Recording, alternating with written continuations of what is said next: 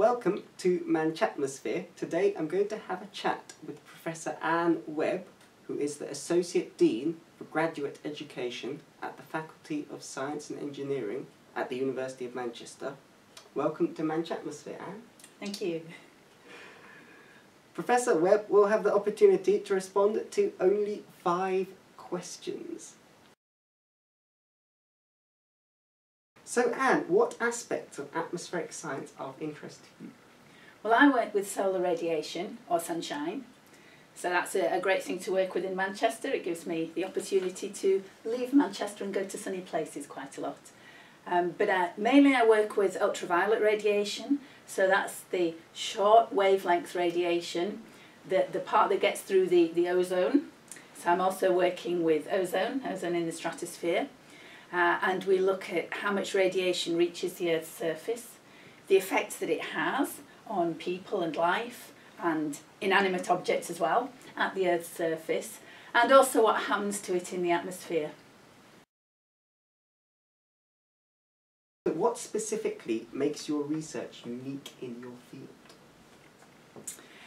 Well, I think that working with the ultraviolet radiation, I've spent a lot of my time at the moment working with medical personnel, looking at the effects of UV radiation. So the good effect is that your skin makes vitamin D when it's exposed to solar radiation, and the flip side of that, of course, is that UV radiation is also damaging to the skin, and if you have too much UV you can get sunburn, and it's a risk factor for skin cancer. So we have quite a unique team here at Manchester, looking at both the atmospheric and environmental side of sun exposure and also the effects on your skin, and finding that balance between the good and the bad, between the risks and the benefits, the vitamin D and the sunburn. So what methods do you employ to execute your research objectives?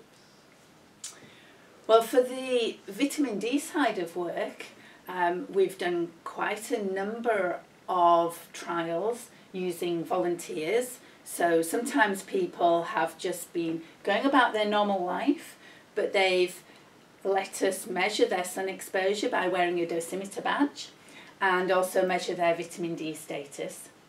And then we've used some special radiation cabinets which are designed to give people a dose of radiation that's very close to that of sunlight, and so that we can measure the exact response to a certain dose of sunlight and see what that does to their vitamin D levels, making sure, of course, that we don't sunburn them in the process.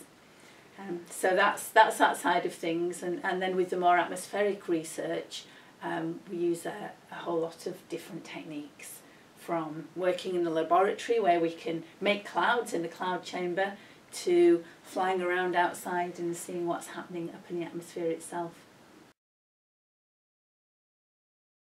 Why is your research relevant in the wider world?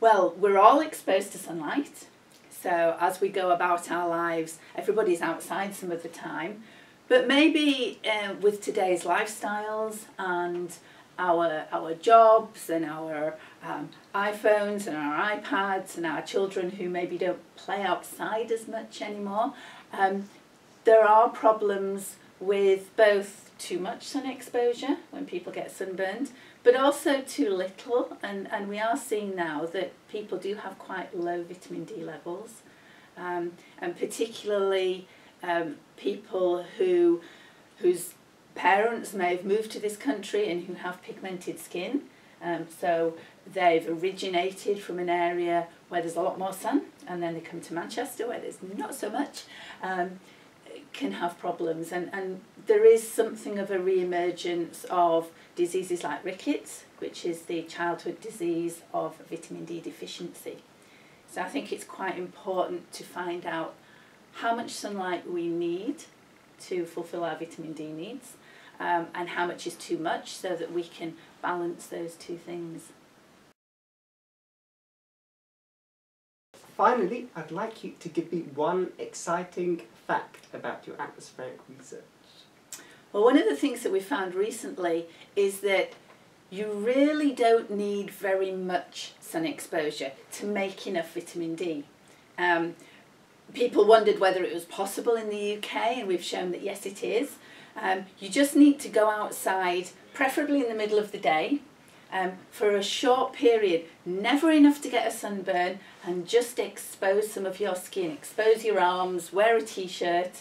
In the summertime, take 10 minutes to go outside. That's all you need. And of course you'll get all the other benefits of a bit of fresh air and exercise as well. Well, thank you, Professor Ann Webb. It's been a pleasure chatting to you on Manchatmosphere. My pleasure.